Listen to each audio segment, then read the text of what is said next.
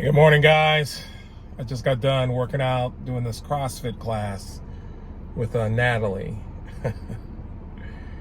And I am whipped. I am so tired. And I've just been on this I've started a new routine with my workouts just to give myself a jump start again. But I think what really inspired me to really kick it up a notch was listening to this guy, David Goggins. And one thing he said yesterday, I'm listening to his book, You Can't Hurt Me, which is a phenomenal book. A lot of people I don't know the real details of his story, which I'm listening to. And they just know him as one of the toughest men, crazy Navy SEAL guy. But they don't know that he used to be like over 300 pounds, and I was listening to part of his book where he was so depressed and angry and frustrated that he had turned it to eating. And his breakfast, I remember him saying his breakfast was like 12 Cinnabons and a milkshake, and I'm just like, oh my God, and then he went from that to a dramatic change of just getting intense. And during his story, and I watch his YouTube videos, he talks about how pain fights pain. And it sounds crazy radical until you really take a look at it and start trying to apply it. And so I related to, not only my workouts, but life. But, there's the pain of me being overweight, the pain of me being diabetic, the pain of my knees hurting when I go up my 3 flights of stairs to get the apartment. The pain of me when I try to run a mile, I feel like I'm gonna have a heart attack. There's that pain of my low self-esteem, my depression. There's the pain of me not having enough money to take care of my family. The pain. I mean, there's so many areas in my life that are painful. And I think the problem in our society is we've gotten comfortable with our pain. We've gotten comfortable with our dysfunction. And when he talks about pain fights pain, it is painful to change that, to change a system of comfort that is dysfunctional, that you have become so familiar with, that it is your norm, it is your religion, it is the way you think, the way you act, the way you feel, the way you talk. It's become your identity. And to change that requires, that's why I'm so proud of my clients that come see me, man. I mean, the courage they have to face that dysfunctional mess in the mirror. And let's just be real. And I'm talking about myself too. I am a dysfunctional, hot mess when I look at myself.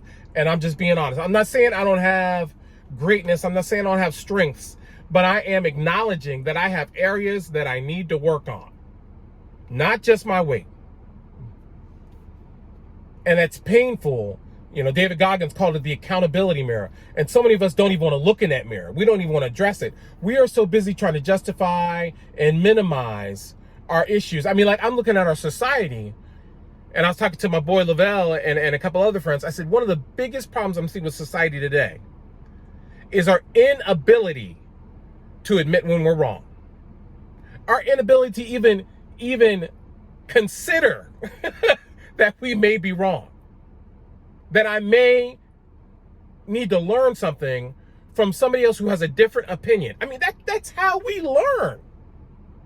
If I don't know something, or if I'm mistaken about something, I have to accept the pain of humility to go another way. And we become so polarized in our country on every issue. Black, white, blue lives matter, black lives matter, purple lives matter. The vaccine, whether we get the vaccine or not, wearing masks or not. I mean, so many issues, Biden or Trump. We're so polarized. And I'm going to tell you, being a counselor, a communication specialist, and I still need to work on it in my personal life. But in order to successfully have a discussion with someone, you have to understand why they think the way they think and where they're coming from. And we lack that ability today. And it's painful for us to readjust perceptions. But how are we going to get better? How are we going to get successful? How are we going to overcome the many challenges we face today, personally and in our nation? If we don't accept the fact that I'm going to have to get uncomfortable with some things in my life if I want them to get better, I've got to embrace it. I've got to meet the challenge head on and grind through it. I should have took a picture of the exercises Natalie had us do today. I mean, I was sucking wind like it was a job. You know, I mean, we ran, we did freaking V-ups, the rowing machine, the bike, kettlebell snatch. I mean, we did everything. To the point, it was funny because I was going to work out after that to do some weight training, but it was such a comprehensive cardiovascular weight training workout that I didn't have nothing else in me.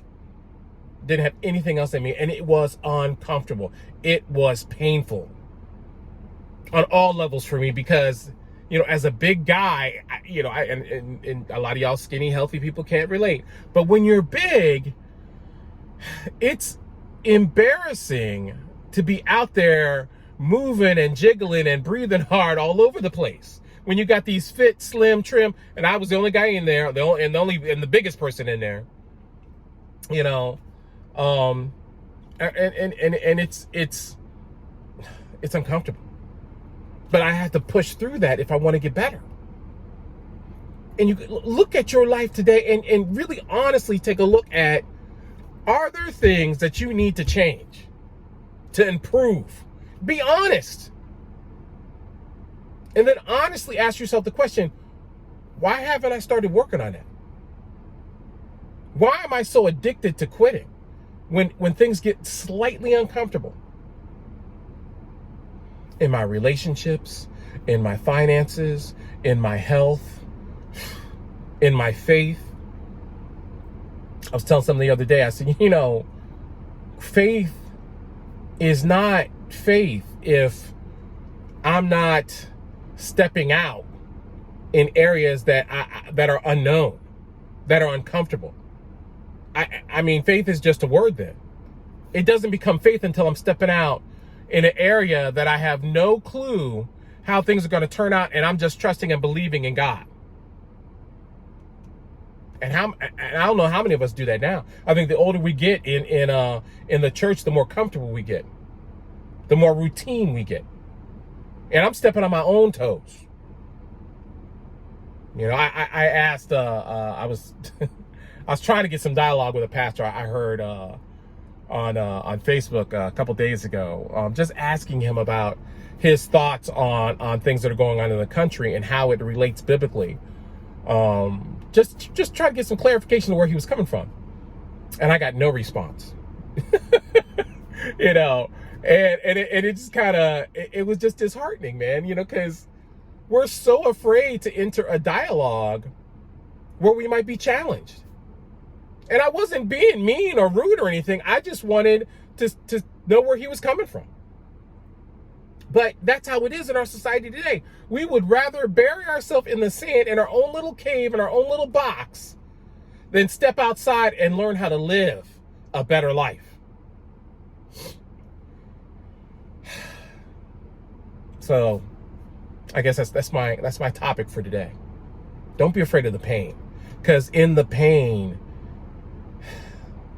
is new revelations, new accomplishment, new achievements. You reach that next level through the pain, through being uncomfortable. You'll really learn how to overcome. All right. So I love you guys. I'm going in, go get a shower and get my day going. Peace.